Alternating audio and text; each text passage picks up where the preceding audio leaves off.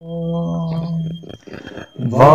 gam lung dia na ki godem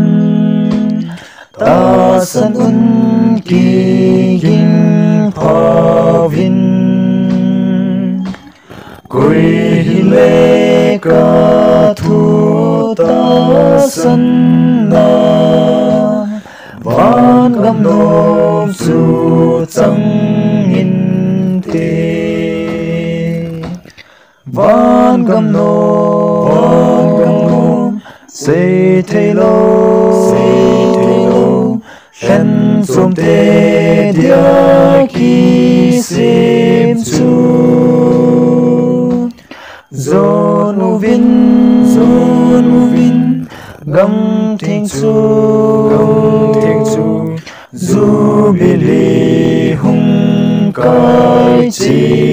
un Bible thing in a say to he patin in mi hem tu ding shagau hin na tu san a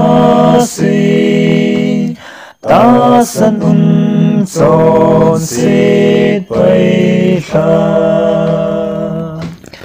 van gam nom say thay lo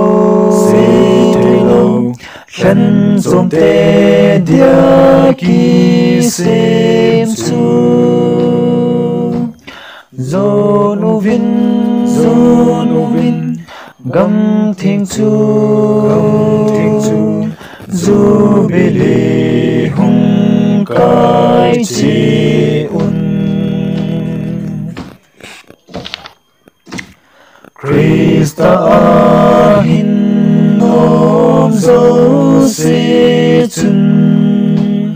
shadam na lam hin holun